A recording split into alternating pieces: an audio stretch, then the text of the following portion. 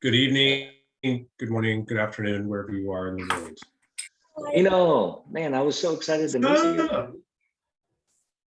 Yay, and Mr. Park, nice to meet you finally. Good.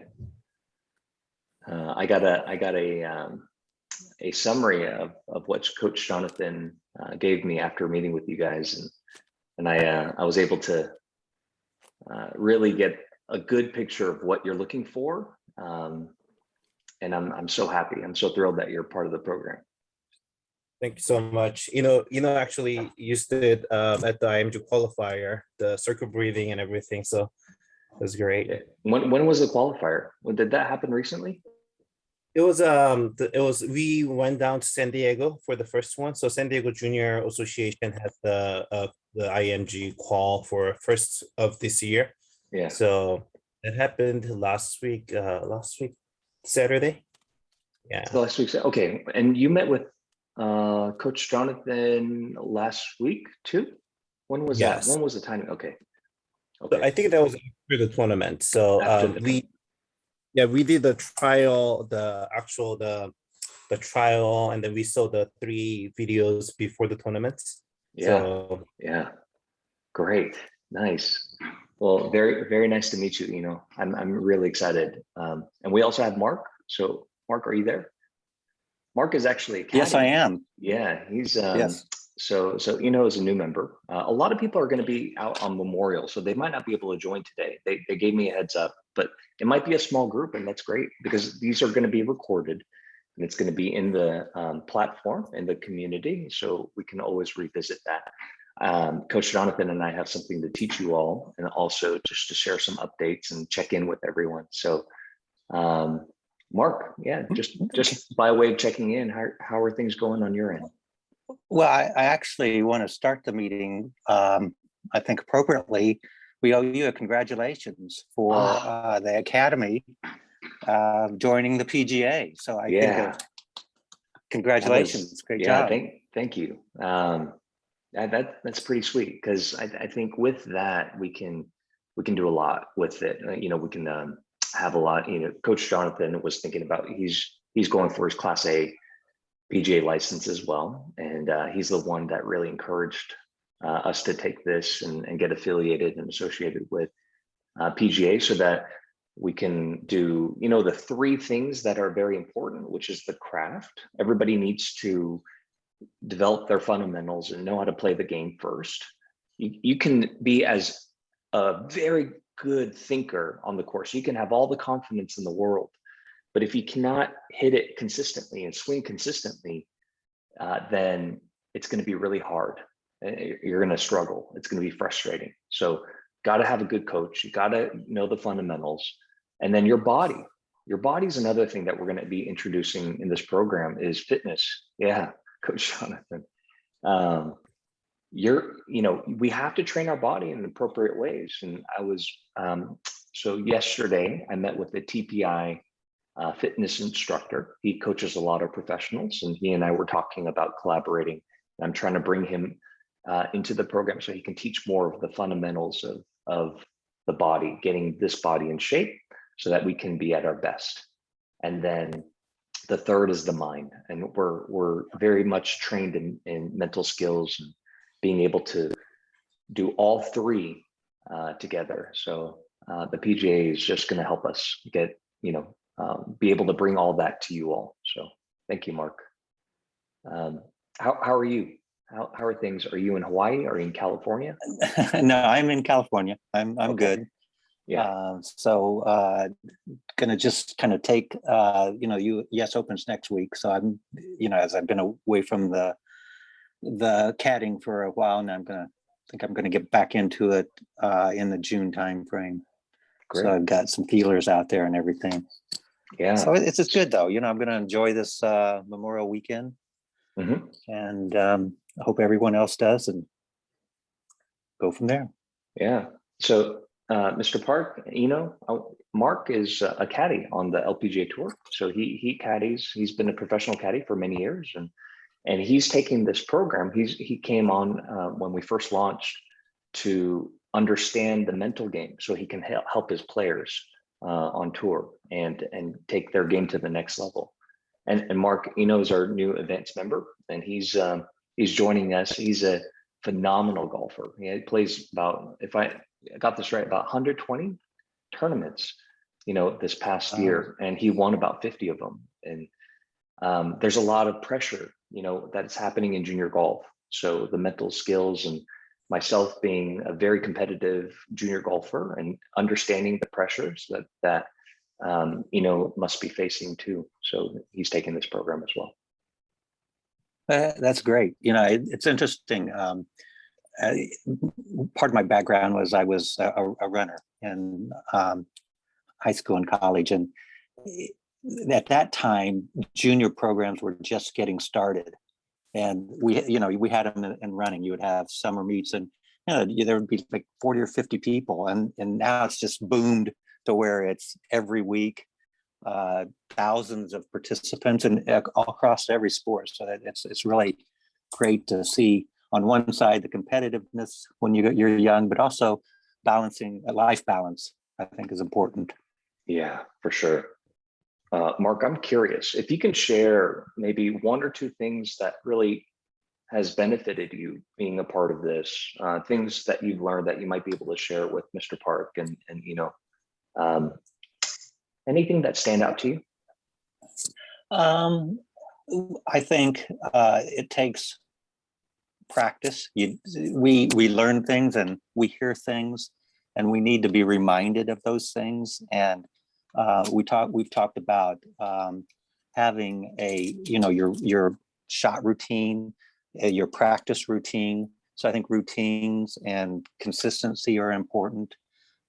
We've also talked about coming back to, you've talked about getting your mind back to neutral. We've talked about how our minds can kind of get in a race mode, and we get out of sync from our routines and such. So there are a lot of things that, as you said, or may not be new, but you need to revisit them, and you need to practice them and be consistent. So it's been very good to hear things that I know I do well sometimes, and sometimes I forget and go off into my own little world, and the results are not as good. We all do that. As do we all. Yeah. And if I'm not mistaken, I think you've seen a sports psychologist before, right? You worked with a guy named Josh, and you've worked on the mental skills. And like what Mark was saying, a lot of the stuff is the same. Like we teach very much the same stuff: how to breathe, how to think positively, what to do with our negative thoughts, visualization, goal setting. All these things are things that you already know how to do. Everybody knows how to breathe. But if you look at really, really elite performers like LeBron James, Kobe Bryant, Steph Curry, or even Jordan Spieth or Tiger Woods, they can breathe at the right time to shift their state. What do I mean by state? Well, state is basically each moment of our lives. Like right now, you're in a particular state, meaning you're feeling a certain way, you're thinking a certain way. And we can use our breath, or we can do some type of mental training and conditioning to change the way we feel in the moment. Because Coach Jonathan and I, we talk about this all the time, just in our conversations offline. Regardless of how we feel right now, it doesn't really dictate the way that we're going to play. Because sometimes you might feel scared, you might not feel confident, like I don't know where my game is. I don't know what today's going to be like. And I'm a little intimidated by everybody. Like all these players around me are so good. And I start thinking these things, and I start telling myself that, I hope I do well today. I hope I don't mess up. And all of a sudden we're feeling a certain way because we're talking ourselves into that feeling. But just like you're talking yourself into the feeling of negative states and negativity, you can also talk your way into positive states, confidence. That's why I say confidence is a behavior, it's an action. A lot of my players on tour, in college, junior golfers, we practice walking confidently, even if we don't feel confident. And that's one of the things that we constantly practice. It's like you have to, it's almost like, okay, I'm feeling scared, but I'm going to walk to my first tee. I'm going to grab my driver, take off my head cover, and I'm going to hold my body position, and I'm going to hold myself in a very confident way. And I might be feeling very scared. I might be feeling very nervous, but I'm just going to hold myself as confidently as I can and keep my head high and take deep breaths and keep telling myself, okay, focus on what I can control. Focus on my process. We have an acronym called WIN. You got to win the moment. What's important now? What's important now? Win. What am I going to be winning right now? So, okay, I'm just going to hold myself as confidently as possible. That's a win for me. That's what's most important right now. When they call my name, okay, now on the tee, park, and then you walk to the first tee and your heart is beating and you're getting really, you're short, your breath is really short, like you're breathing up here. You're not breathing from your belly, but you're still holding yourself confidently. And you remind yourself of everything that you practiced. And you say, I'm ready. I got this.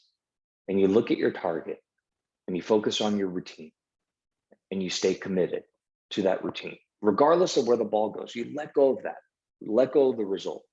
And we get into a process-oriented mindset. We just really take a deep breath, get to neutral. Whatever ants are trying to get in, we block those out and we just focus on our breath. We focus on our target and we commit to our routine. That's all we do. And we let go. We approach this shot as confidently as possible. And that's a practice, because sometimes you're gonna, the nerves get the best of us and we don't commit fully to the shot, and that's okay. Then you pick yourself up, grab your bag, go to the next shot, and you say, okay, I want to commit even more. I want to hit the shot with more commitment. And you do it again.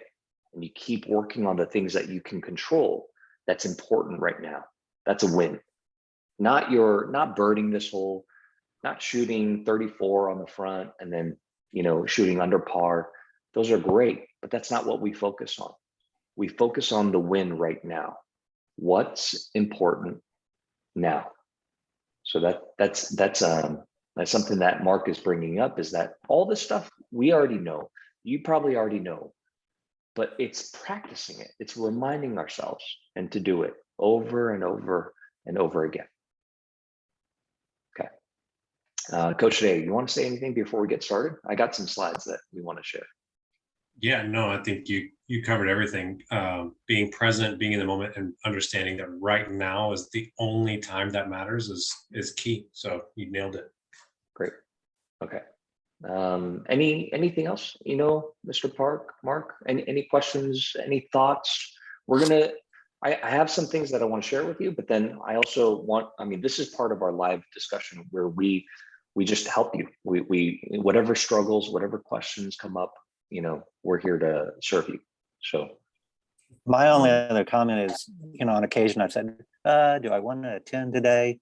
And it's one of those things after we have this session, I go, wow, I'm glad I did. Every session I learned something. Everybody has been very open about sharing their experiences and their thoughts. And often we're very similar, our experiences. And it's good to hear somebody else have that same thing, that same feeling as you did, and just talk through it. So. Yeah. I think I have one question. Yeah. We are getting into, is just finishing up the school now, getting to the summer session, summer break now. So today was the first day of actually just mock-up of how the summer vacation practice is gonna be. So went the driving range at 9 and we just got home at 5. like we just arrived 5 minutes before this call, so he was in the Yeah. range for 8 hours. But I mean, the thing was that like, hey, we are planning to put averaging, typically he puts about 4 to 5 hours averaging daily during the school days, and then during the break we are planning to put 8 hours, and putting the short game about 70 to 80%, and then 20% of full swing. So I'm not sure, like, I think the whole thing about the mental side of the practice is, I think physical practice is one thing, but at the same time, we can actually train the mental side at the same time, right? So, Yes. I mean, that's how do we collaborate that too, daily during the day for the daily routine? Yeah. So, Mr. Park, what I'm hearing you say, David, is that right now you're beginning the summer sessions, the summer practice. So they're going to be longer days. Now with Right. that, you have more time. You're not in school right now, so you're going to be playing a lot of golf. You're going to be on the golf course a lot. So how do we incorporate the mental skills in the practice while we're out there on the course, as well as the physical skills? Because you're going to be, what to do with the physical. You're going to practice on the short game area. You're going to practice on the range. But how do we integrate the mental side of things into your daily routine is what I'm hearing. Yes. Okay, so great question. Everything that we're going to be doing is going to be integrated, but you got to integrate both, because that's how we play. So we try to do as much in practice to block out time where we're just working on technique and working on skill. And then we have an integration time where we maybe play on the range with one ball, different, switch targets or get up and down. Another member, he was kind of struggling with transitioning from practice to play. He did really good with practice, but when he went to go play, it was a different person. It was a different game. So in the short game, instead of putting a shag bag or hundreds of balls and just chipping to different targets, we just have him play with one ball and had him play 9 holes and get up and down as much as possible. So just give himself 9 holes, and he's playing 9 holes. Grab a 60 degree or 56, grab a couple of wedges, and then you, Mr. Park, if you're out there with him, like he can throw your ball wherever, and you have to play it from there. And your goal is to shoot even par or better as best as you can. So if you get up and down, that's a par. And if you chip in, and David, you can give him some easy chips too, so he has a chance to chip in. Then you get a birdie, right? And if you chip up and you 2-putt, then that's a bogey. So you finish out. You play up and downs, and you just do nine holes at a time. But then what's really important? Yeah. Sometimes I would even encourage you to leave it on the green, because you're going to hit the green sometimes. Yeah. Yeah, exactly. So what you're saying, Jonathan, is have him put it on the green so he can actually make a birdie too. So play little games. Putt for birdie. Putt, yeah. Because you're going to putt for birdie, you're going to chip for birdie. That's just what happens. Yeah. Right. So that's how we integrate, is not just one sitting balls after balls and practicing the normal. We vary it, and we play little games with ourselves. Yeah. So we'll do a lot of that. The next question is, I think, Mark, I think this too, because so right now he has a lot of he had a lot of local tournaments for sure, but what we are prepping for this year is that the US Kids World and the IMG World.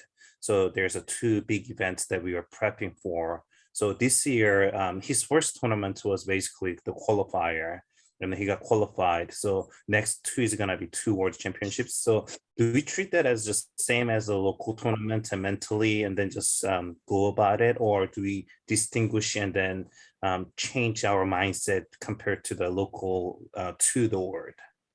What do you mean by distinguish? So what I'm hearing. Oh, go ahead. Go ahead. Sorry. Oh no. What do you mean by distinguish? See if I'm correct with this, because I track you, because I used to do this too. If there's a big event, all of a sudden we take it more seriously. We have to prepare more. We have to, and then if it's a local, then we're just kind of easygoing. We just go about it and play our game. So there's two different thoughts on this, David. One thought is every game is an important game. Every game is the championship game, whether you're practicing a local qualifier or the US Open. Every game is just as important. Some people have a different school of thought where nothing is important. Every round is just a round of golf. Doesn't matter if it's the Masters, the KPMG, Women's Championship, or US Junior Amateur, or a local qualifier. Every round is going to be a same round of golf. Nothing, no important game. I'm just going to stick to my process. That's it. So there are people who have different approaches where they take it seriously every single time. If it's a practice round with my dad, or if it's a local qualifier, or if it's at the US Junior Amateur Championship, everything's intense. I'm focused, and that's how I approach it. If that works, that might be something that maybe that's something that you can try a little bit more, as getting more serious every single time. That's how I approach every single event. Some people, are saying, okay, it's another round of golf. It doesn't matter if it's the Masters. It doesn't matter if it's US Junior or local amateur or playing with my dad. It's the same round of golf. Different course, different circumstances, but it's golf. It's just a casual round of golf, and I can only control what I can control. So different approaches. So I don't know which one resonates with you all. Mark, Coach Jonathan, what do you guys think? I'd like to hear Coach Jonathan first. Yeah, what do you think, Coach Jay? How do you approach it? I mean, you play a lot of golf tournaments. How do you approach it? No, I think it's interesting that you brought up two mindsets for golf, and one is where it's always the Masters, and one is that it's always a practice round. But either way, it's the same, right? So I think the answer to that question is that every single round is exactly the same, whatever that is to you. If it's that your mindset needs to be on go mode and you're like a hard charger and you're ready to always perform at the highest level and you're ready to compete for the Masters right now, then every single shot that you take should be like you're about to putt for the Masters and you're about to hit this drive on the 18th green to win the Masters, right? Every single shot. If that's your mindset. If your mindset is one of like, I think every round is a practice round and that I'm just super chill, then that's every single shot, no matter whether it's for the Masters to win or whether it's an actual practice round. Just try and remain that, like Mark was saying earlier, that consistency, it has to be there because that's where you live. Once you figure that out, you're going to just blow everybody out of the water. What I would add to that, and I agree, be your person. Don't change because from one tournament to another where you're going to be real high, real low, or whatever, put pressure on yourself. I think, to me, the X factor is usually outside pressure. And if we're talking about majors, it's the media, it's the interview, it's your friends, maybe your family. It's a lot of times it's the people around you that add pressure to an event.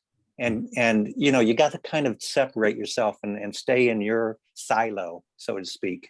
And I think, like Jonathan said, just be yourself, no matter what that self is. Whether it's you want to feel like it's high pressure every putt's for a win in the major or Masters, or it's just like an everyday event. I want to ask you a question. I haven't heard you talk yet, but what do you feel when you feel nervous? Like when you get really nervous, what do you feel in your body? What goes through your mind? What happens for you? There's no wrong answer. I just want to hear. When I get nervous, I try to think positive, but when I'm nervous, there's butterflies in my stomach, and I just want to do well, but I know this is an important game. I also want to have fun, but I just really want to do well. I think when I am nervous, I think the number one thing I need to do is win that this tournament, but and when I don't do it, it just keeps on happening almost every single tournament, and that's what it feels for me to get nervous. Yeah. Okay. So when you get nervous, you get butterflies in your stomach, and your mind, you try to think positive, but it's almost like you put more pressure on yourself. It sounds like, like I have to win this. I have to win this. I got to play well. And that pressure, does it help you or not really? When you put that pressure on yourself, what happens for you? It does not really help me that much. But when my dad just checks my whoop, which is my heartbeat, when he tells me to calm down, I think I do my circle breath and all the ants leave, and I do good. Yeah. So, Okay. So this, I think you uh-huh. talked about the ninth hole. So he was under -3 on there was 9-hole event last weekend. So he had a birdie putt for 3 feet, 4 feet, 7 feet. so 7 feet, and then he wanted to really make that putt, and then that pressure. I think you can talk about that pressure. That putt was for the winning, but it was breaking. Well, it was a breaking left to right downhill putt. I hit it perfectly. Last second, just turned and just lived out. So frustrating. It's so frustrating. How did you feel after that putt didn't go in? What were you thinking? So when I missed the putt, I was like, darn it, I really wanted to qualify here. I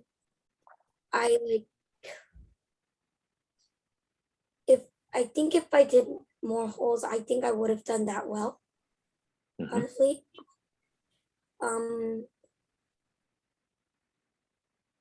So when I like not do well, and if I don't win, I don't feel that great, because it's all because of that putt, that chip, that shot. So that's after the tournament. So I think I just worry about the future too much. Then I should be worrying about how you like focusing more on the putt, and I'm working, I guess. Yeah. Oh, that's great. Mark, what are your thoughts on what shared? Just curious. No, I was going to ask him how'd you feel before the putt? What were your thoughts when you were? I was focused. I was lining up the ball. I felt like everything is on track. The second I hit the ball, I knew something was not left. And then it just didn't go in.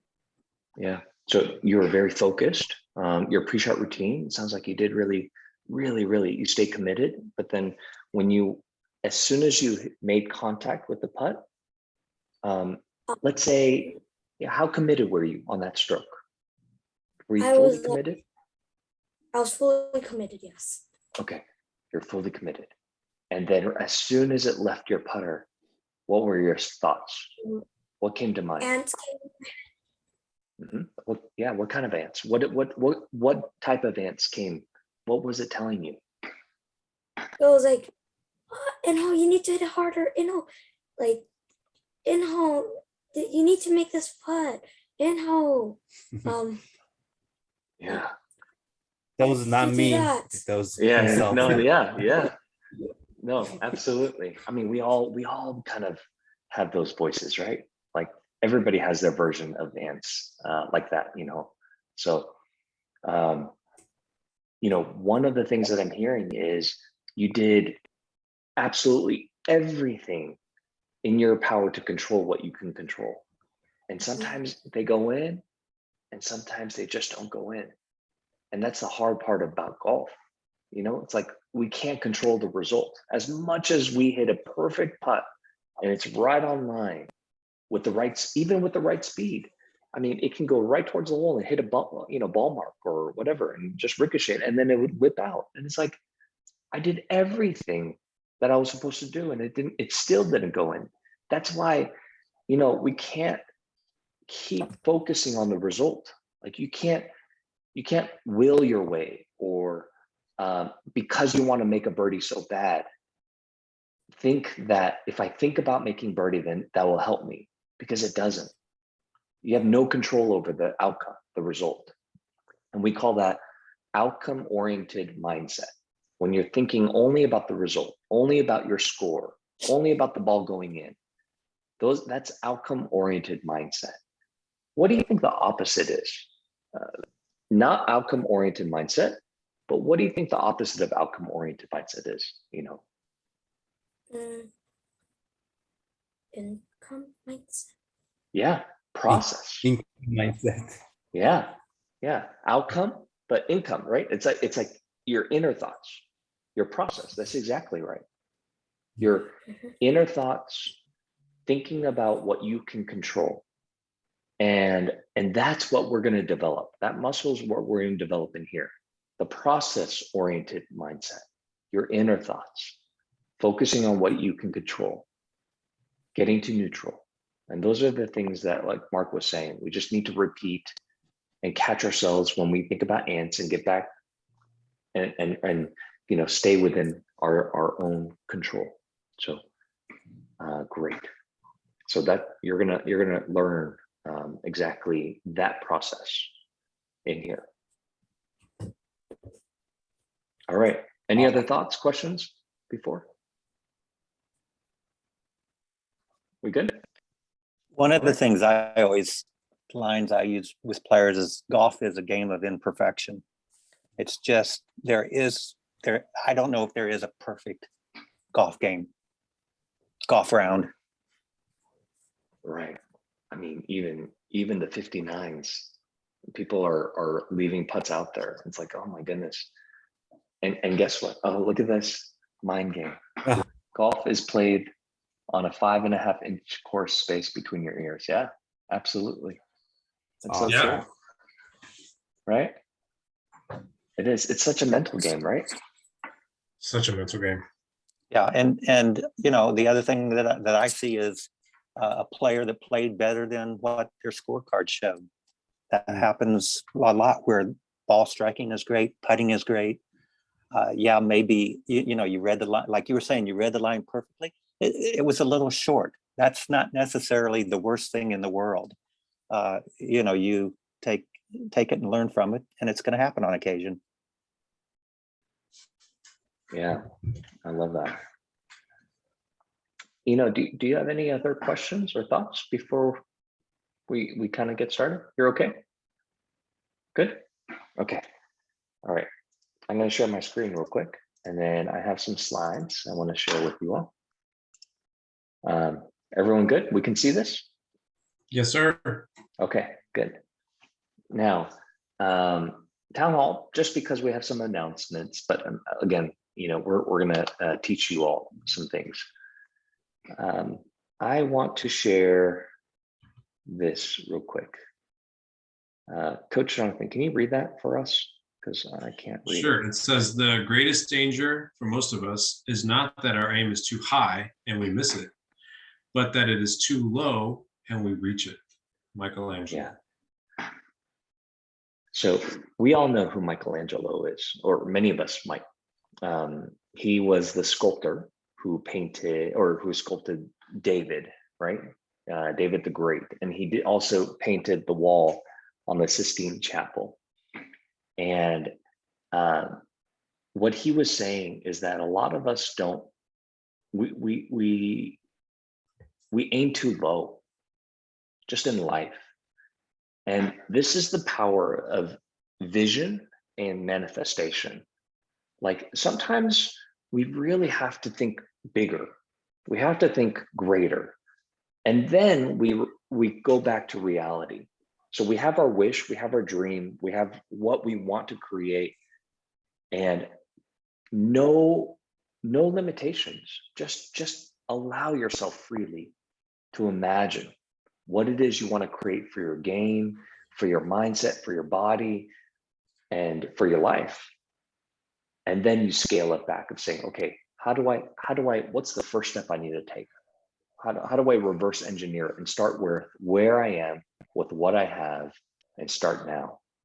And now, David, it took him 5 years to do the Sistine Chapel. And here's a funny story. It's a true story. But when the Pope first had commissioned David to do this sculpting project, like it was a very, very big project that the Pope wanted David to do. And David spent about 8 months preparing all the materials and everything to get this project for the Pope in order. And at the last minute, there was another guy who was jealous and competing with David and convinced the Pope and said, you know what, you don't want to do that. You don't want to go with him. You don't want to do this project with him. You should choose me instead. And the Pope changed his mind on David and canceled that project. Ended up not working with David, even though he spent 8 months preparing for it. So he spent all this time preparing for it. But at the last minute, the Pope decided to go a different way. When the Pope was working with this other guy, they were working together, and the Pope had this idea of painting this grand painting at the Sistine Chapel. And this other guy, he knew how long and how hard and difficult and challenging this project was, and he didn't want it. So he was saying, hey, remember that David guy? You should ask him to do it. Even though David was a sculptor and not necessarily a painter, the Pope said, okay, good idea. And he went to David to ask him to do this. Now, David said yes. He just showed up for it and he said, okay, I'll do it. Even though it's not initially what he imagined, but what he wanted to do, he ended up spending 5 years to complete this project. But guess what? Something that wasn't supposed to be as magnificent and as beautiful and as famous as it became, David did it, and he did it to the best of his abilities. And he created the Sistine Chapel, what we know today. And it took him 5 years. It was no easy feat. It took him every single day working at it, little by little. Did he see progress in the beginning? No, it was really hard. And it was very, very challenging to paint on the ceiling. Laying on your back on these platforms is not easy to do, little by little. I mean, look how beautiful this art, this whole painting is. And he did it, he hand drew it, 1 little centimeter at a time. So in life, we hear about the 10,000 hour rule. A lot of times it takes about 10 years to master a craft, or 10,000 hours to master a craft. But it's not just the hours that you put in, but it's deliberate practice. You have to have the right mindset when you practice. So like David, what you were mentioning about Eno's summer schedule, it's like you have to practice effectively and efficiently, incorporate the integration of the mental skills as well as the physical skills. That's really important. So the thing is, golf is hard. You know, I don't know if you remember this picture, but this was an event in Dubai, and Rory McIlroy, he was playing really good the first several days, and the last day, it was so frustrating. He got so frustrated that he pulled on his collar and he ripped his shirt on a Sunday round. I mean, this is real. Like, golf is so frustrating. It's so hard. Even the best golfers in the world, they're going to lose it. Those ants they're going to take over, and it's so hard. Sergio is another good example that just happened recently. Right? When he lost it, and he was saying he wasn't going to come back to this tour. It was like, no, I can't wait. He got DQ'd, man. Yeah. You see, this game is so hard. I mean, Mark, you're seeing it from your standpoint, being with the players, and it's like, and you as a caddy, it's like you feel helpless. Like, I want to help, but I don't know what to do. It's like, no matter what happens, things are kind of going off the rails. So it's a hard game. Now, you got to show up and do the work. And the way that what we talk about in this program is mental training, mental conditioning is just like going to the gym. If you are overweight or not really healthy, and your body isn't that, that healthy either, just like how all of us start without mentally training, like we have no, we've never really properly trained our mind, just like let's say a person who is out of shape has never really trained their body. You can't imagine to go to the gym and put in a couple good workouts and think that, oh, I'm going to get a six-pack, I'm going to be really strong, I'm going to be really buff, right? We don't expect that. We know that we have to constantly show up to the gym, break out in the sweat, really work our body hard, eat right, be disciplined. I mean, it's no different than mental training. A lot of people think because we don't see anything, we don't see the results in our mind, our body, we can look at the mirror and we start seeing, oh, like I'm losing a little weight, or wow, I'm kind of filling out in the places that I want to fill out, and I'm feeling stronger. We can see it, we can feel it. But mental training, we don't see it. Like we don't really, we can't kind of track progress the way we can track losing weight on the scale. But guess what? Somebody asked me, how do you track mental training and conditioning and how, if it's working or not? It's based on your results. It's based on your score. It's based on how you play. It's based on your attitude and what people are noticing on and off the course. It's like, wow. Like, for example, he seems really confident all the time, regardless of how he's playing, or he just seems really focused and calm. He's not losing it. Like, you start seeing it, and you might not notice it, but other people are noticing it. But it takes work. You got to show up. Now, again, these are all examples. All these people, when they first started, if you look on the left picture and how they transformed on the right, do you think they were able to get that transformation in a week or a couple months? No, it takes years. It takes a lot of discipline, a lot of showing up, a lot of working out every single day, consistently applying these simple, basic routine skills to start seeing the results. And then you start developing new habits. You start developing new ways of thinking, new ways of being. And all of a sudden you're on a different level. You're performing more at that elite mindset that we're eventually wanting to get to. But it takes time. It's not easy. It's hard work. The way I frame this is the MPGA is like a mental gym. And if you go to a gym, they're going to be the same weights, same benches, same equipment, but it's about you going and doing your reps. Right? You going, having your own little program that's tailored, going back to the same gym and just doing your reps, learning different things, watching the videos in different ways, learning new things about the same videos that you've watched. I mean, this is your mental gym. And we show up and we do the work. So this is part of what is required if you're wanting to go from here to here. Is you got to find that discipline and that motivation to show up. Like what Mark was saying before these calls, it's like, do I really want to join? It's like, I don't know, I'm really tired, or I got so much to do. But Mark, I mean, you show up every single time. And every single time you're showing up, it's like, I get something. There's value here that you gain. Same like going to the gym. Coach Shay, anything you want to share?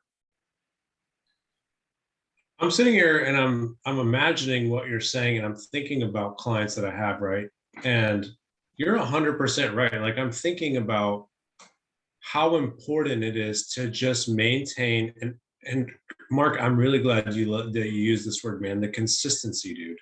Consistency. If you're not consistent in training your mind, you're going to forget things. You're going to fall off of the wagon just a little bit. And it's going to take you a little bit to get back on. And that's going to be a frustrating part of your journey. So just this presentation exactly nails it, right? Going to the gym, you can see the results, the mental gym. You're the only one that knows if you're getting better, and you're the one that has to track it. If you don't practice it, it's your muscle is going to dwindle. You're going to forget those skills that you've already used. You're going to forget how to get back to neutral. You're going to forget how to hit that skip add button and forget those ants to block those things out, right? So practice. Yes. David, Mark, any thoughts, any questions, reflections on what you're hearing so far? No, I agree. And like I said, I used to run in college against some very, very good people. And sometimes, you go out and in my case, you go for a run. I was a middle distance, long distance guy. And it's just about putting one foot in front of the other. It's actually that simple. And it didn't mean I had to run and have the best workout that I could have. It just getting out and, like I said, putting one foot in front of the other. Yeah. The Navy SEALs. The Navy SEALs is like this really elite force. Think about the Avengers. I mean, this is kind of like what the Navy SEALs train to do. They're really tough, and they have to go through this training process that 80% of them who go through this training process, they end up quitting. They don't make it to become a Navy SEALs because what the training is so hard. And some people even feel like they're going to die or drown during this training process. It's that hard to become an Avenger, right? It's not easy to become an Avenger. You got to have these superpowers. Now, they have a motto, a saying that they say to themselves when they're going through that training. And this is what they use as part of their culture. They say one meal at a time. Sometimes the captain shouts out, "How do you eat an elephant?" They all respond, "One bite at a time." What does that mean? One meal at a time, one bite at a time. Now, sometimes our task, maybe winning the golf tournament, it seems like a gigantic elephant, and we have to eat this entire elephant, and we get overwhelmed just thinking about how am I gonna eat this whole entire elephant? Like, I'm already full. What am I gonna do? But all you do is just one bite at a time. How do you relate that to golf? Let me ask you, how would you relate that to golf? So one bite at a time, what does that mean to you for golf? So maybe I'm at the practice range and I'm practicing. I know I'm not going to become Masters World Champion in one night, 4 hours. I'm not going to become a professional golfer in 4 hours. So I think how to relate is I hit one shot at a time, thinking how I'm going to hit the ball, what am I going to do, and setting up, and one shot at a time. One shot at a time. Exactly. You nailed it. One shot at a time, one hole at a time, one breath at a time. That's exactly what we mean by eating an elephant one bite at a time. Yeah, and not only on the practice tee, but out on the course as well. Yeah, right. Tournament and time. I'm sure you say a lot of things in tournaments to your players right when they pick their club. Mark, you're probably saying, okay, commit, like one shot at a time, right? You just stay with the shot. Mm-hmm. Yeah. And the flip side, try to forget that shot after you've made it. If it's you've got to go to the next shot. So don't hang on to. It's usually more about not hanging on a bad shot, which happens sometimes. We're all human. Yeah. I actually have a quick story, right? Forgetting bad shots. So I heard a story about two monks, and they were walking through the forest. And they're walking along, and they come to this river, and they need to cross the river. But there's a beautiful woman that's sitting there, and she also needs to cross the river. But as a monk, they have taken a vow that they can never touch a woman. So the senior monk proceeds to pick up this woman, and then they all cross the river together. He sets the woman down, and then the two monks carry on their journey. So they're walking along. The first hour goes by, and the two monks don't say anything to each other. Complete silence. Second hour goes by, still silence. The third hour goes by, and the junior monk looks at the senior monk and he says, "We're not supposed to touch women. Why did you pick her up and carry her across the river?" And the senior monk says to the junior monk, "I put her down 3 hours ago. Why are you still carrying her with you?" You know, we carry these things along with us, but they aren't serving us any purpose. So those bad shots, they're going to happen. Things are going to happen in life that you cannot control, but there's no point in carrying those along with you because they're not going to serve you any purpose. David, have you ever heard of Tiger Woods' 10-step rule? I heard it, but I don't exactly remember. But you forget after 10 steps that. Yeah. So he has a post-shot routine. So there's a pre-shot routine, what we do before we hit the shot, and then there's a post-shot routine, something we do after we hit the shot to wipe our mind clean, to forget, to move on to the next shot. Now, Tiger Woods, he was playing a tournament, and people were noticing that he had a 7-foot birdie putt, just like you, and he really wanted to make it very, very bad. And he hit a perfect putt, and it just lipped out. And he was so frustrated, so angry.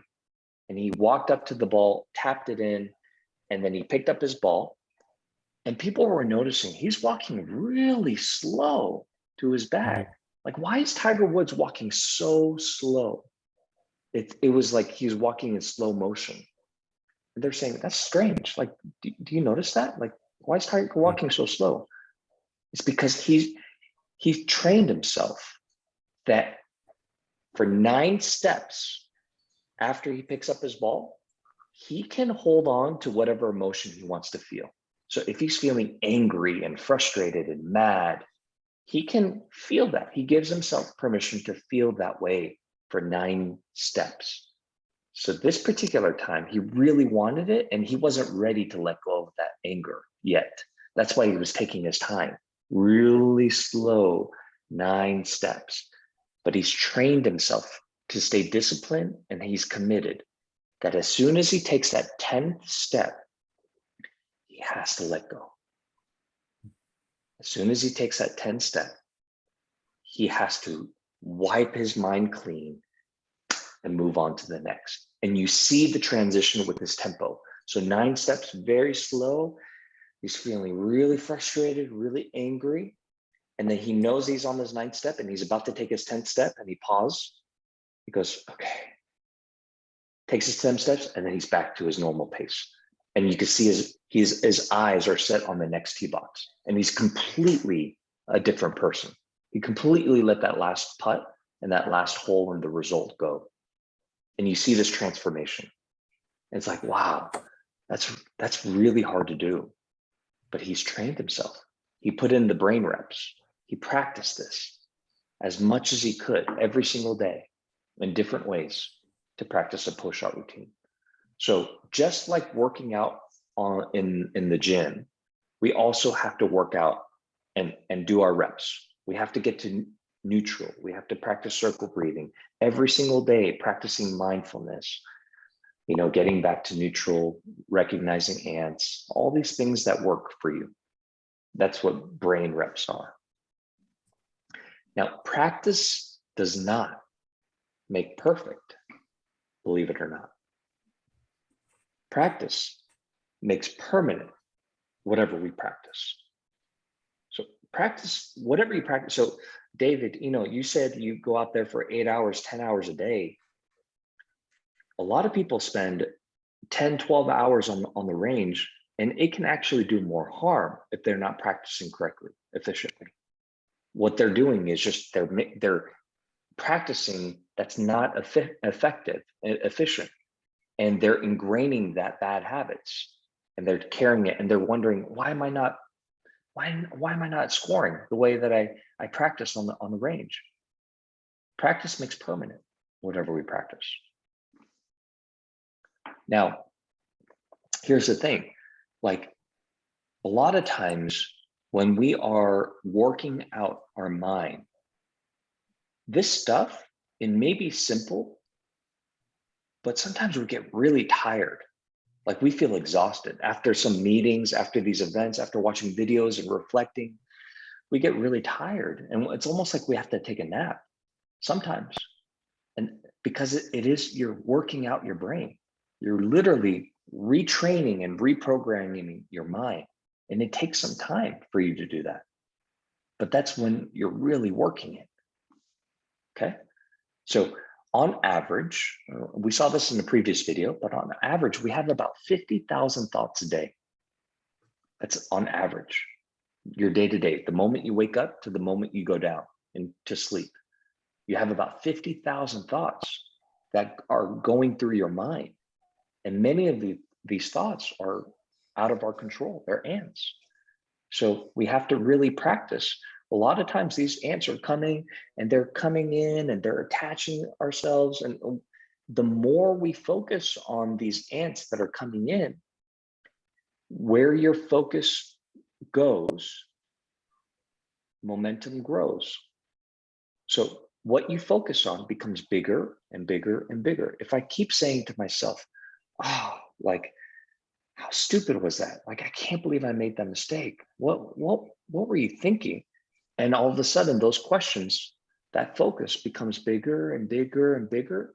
And then because those thoughts are in our mind, we're going to start feeling that way. And then we're going to start behaving that way. So we got to start to train our mind to do this. The ants are trying to come in, but they can't come in. Some ants might come in and they might stay there. And then you catch it, go, oh, that's an ant. Okay, let's move it out, right? How do you do that? You go practice getting to neutral zone. You practice different things that we're learning day to day. Those ants are always going to be there. It's never going to go away. But we have something to do. We have tools that we're going to learn so that we can start to protect our mind a little bit more. Will they have ants? Of course they will. But you recognize that, oh, that's an ant. Okay, I know what to do.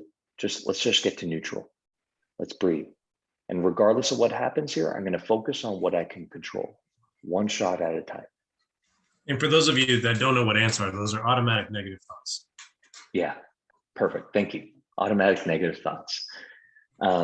Now, I'm going to switch gears a little bit and share some new and exciting things that we got going on in the program. But I want to pause here. Any questions, any thoughts on what we discussed? Ants, neutral zone, mental gym, anything that comes up for you all? Okay, good for Mark. David, any questions? Coach Jay, any questions? Any thoughts? Okay, so as Mark said, on May 24th, we got recognized by the PGA, so we're officially a PGA affiliate school. What does that mean? So a lot of times, the people that are wanting to get their Class A or become a PGA certified coach to teach golf, they need their hours. And they can't get their hours anywhere. They have to work at a golf course, they have to do certain things. But because MPGA is certified, they can come here and get their hours. Like we can actually certify them on their hours. So what that means is in the future, we may start having more videos of coaches sharing some drills and techniques, not only the mental game, but on the technical side as well. So we're collaborating with different instructors to be able to teach some of the technique. Now, can I teach? Yeah, I mean, I used to teach a lot. I used to coach a lot. Coach Jonathan, same thing. But for me, I just stay really focused on mental training, and I collaborate with other teachers to teach some of the more techniques and stuff like that. So that's what that means. And we'll start to do more events with the PGA as well, just being affiliate with them. So that's some exciting things to come. Also, some new features and updates. You might have seen this. You got an invitation. I don't know if you recognize this, Everyday Mindfulness Program. Have you guys seen this as part of your package? We have pushed that into every member. So it's a private podcast in your library. If you go to sign in, and you're going to see your library of whatever package that you signed up for, and you're also going to see this. We just started this, but we asked feedback from you all.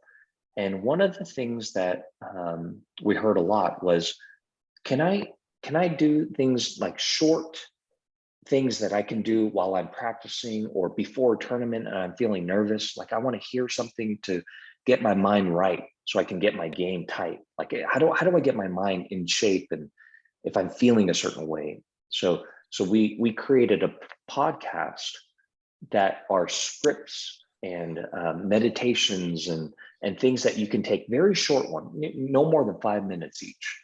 But these are the things that you can just listen to over and over and over. Maybe if going to bed, if you're having trouble sleeping, maybe at the start of the morning when you wake up and have coffee or have your milk and cereal, whatever it might be, just practicing meditation and mindfulness every day. We're starting to update this on an ongoing basis to take with you to the course, to tournaments, on travel, in the car.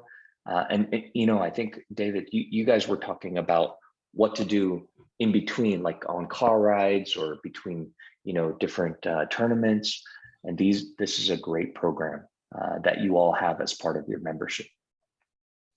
Thank you and appreciate it. That's the thing that last 2 years when we were traveling for 120 tournaments and 150 tournament days, I burned, I think, 50,000 miles in the car with him. So that was basically, hours and hours. I think back then we didn't think about it, but now I think after I saw your programs and all that, that was the initial thought that I can show him the programs, and I think mindfulness now, I think during the traveling. Yeah, great. That this will be very helpful. And again, you can listen to the same one, whatever resonates with you, you can listen to it over and over. Doesn't have to be different ones. So we're going to keep updating this. And there's another member, her name is Lydia, and she was saying she has these really big events like the US Open, US Amateur events, women's. And she's saying, when she's arrived at the golf course, the tournament day, the first day, she gets really nervous in the car.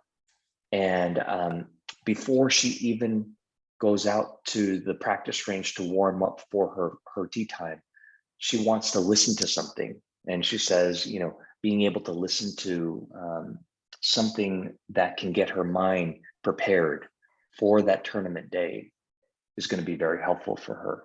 So this is for you too, Lydia, just so you know.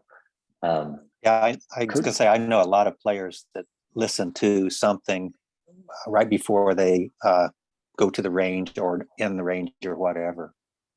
Yeah. Coach Jay, you talked about thresholds. I'm wondering, could you introduce that to us here? Yeah, absolutely. Right. And so most people know what a threshold is, but when you go into a doorway, that's known as a threshold. So you're entering from one room into another room.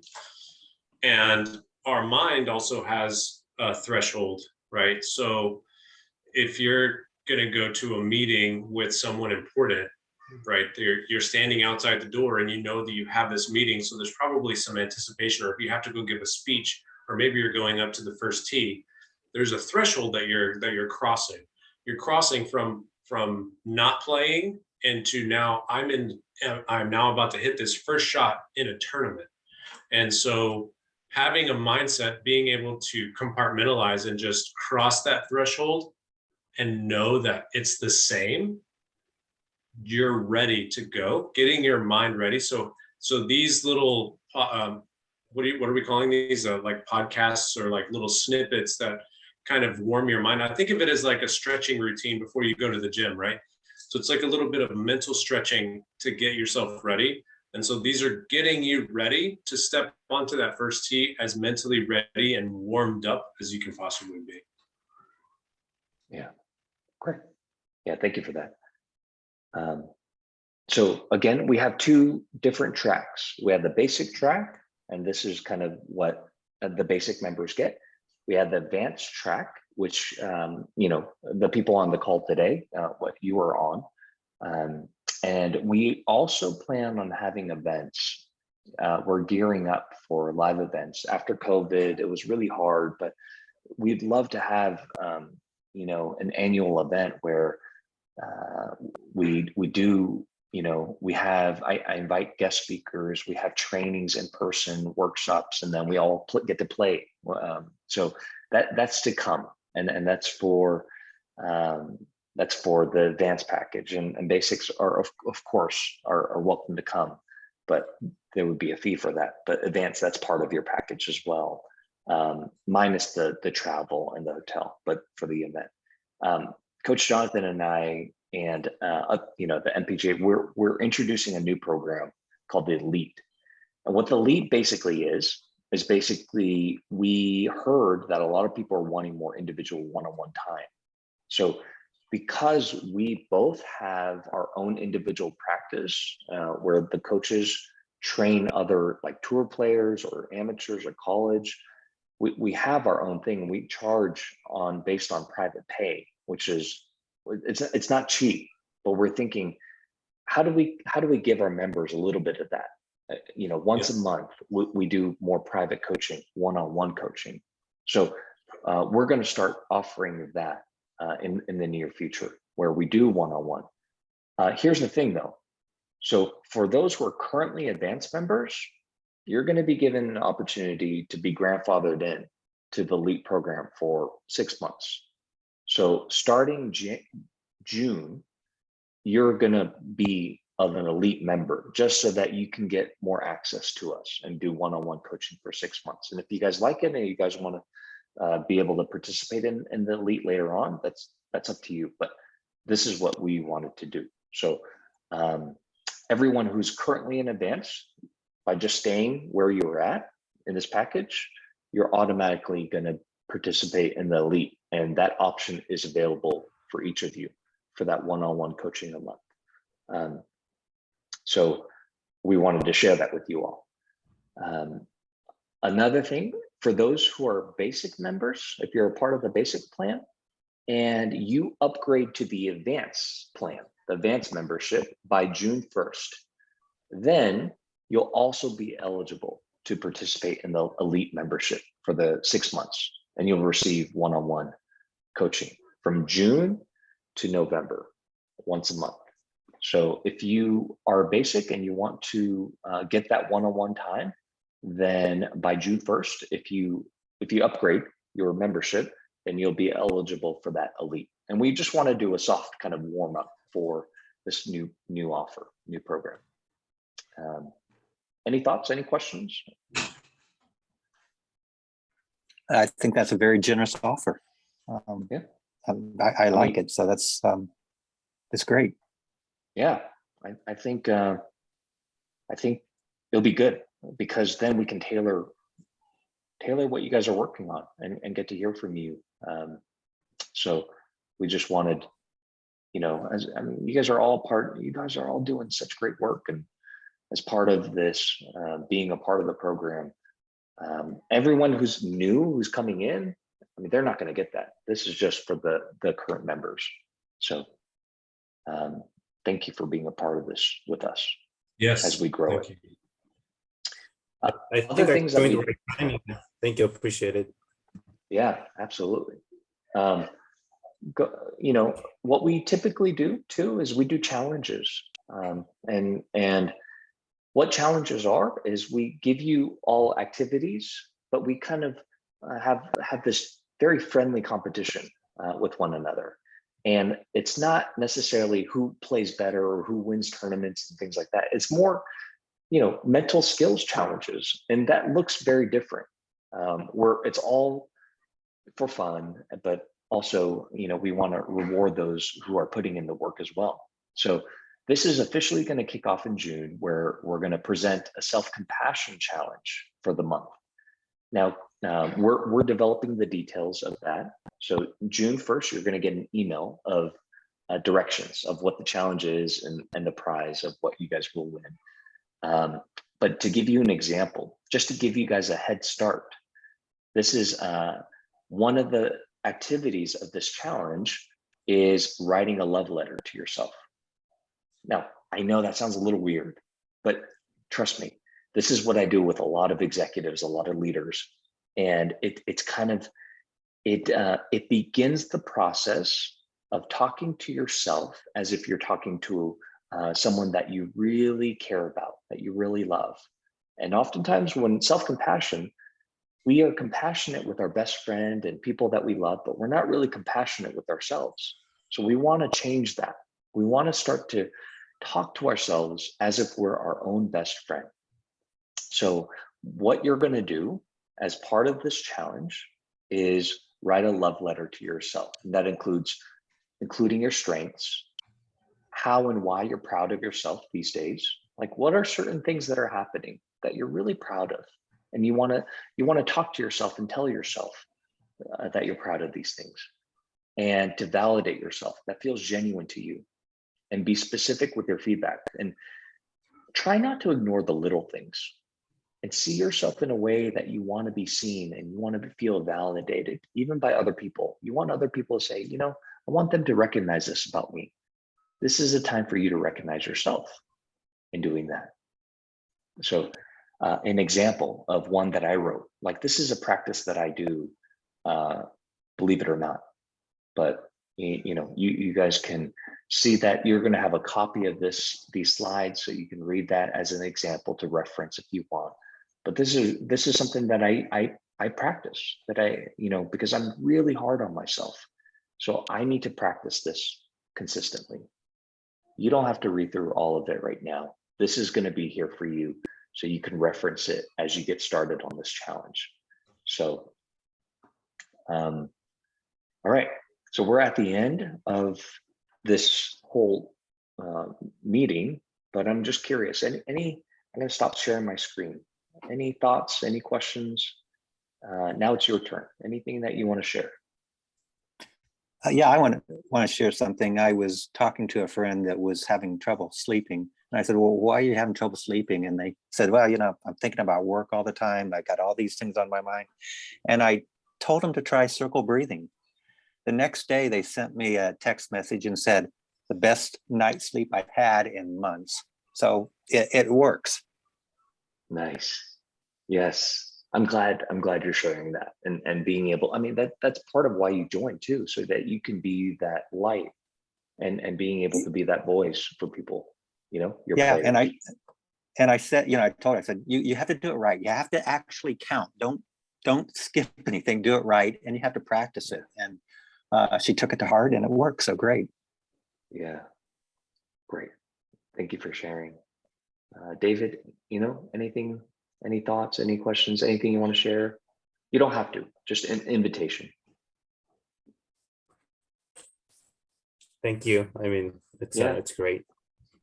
How was this for you? Like, I know it was probably a long meeting with all these adults talking, but how was this experience today in this meeting, being here with me and Coach Jonathan and Mark? It was, I guess I learned a couple things, and I was hungry. Yeah, I bet you're hungry. Yeah, go eat something yummy. I bet you're really hungry. And David, how was this for you? It was great. I mean, he, was very excited to actually see you in person. He have seen you on YouTube and all the, programs for a while now. Yeah.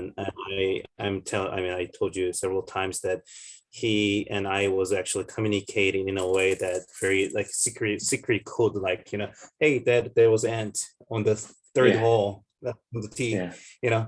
I got rid of it before the shot, and so those kind of sounds like weird to other dedicatees, so what is that, Dedicated. you Yeah. know but so I think it was very interesting how we were communicating at the course too, so appreciate it. And I like the framework of the nervousness to the actual excitement and confidence, and I think the entering the door concept of Coach Jonathan talked about, and how converting yourself from the actual pre-game time to game time. I think one of the video that you shared, Dr. Park, at the confidence third video, really liked it, how the football player converting himself to the Wolverine. The Wolverine.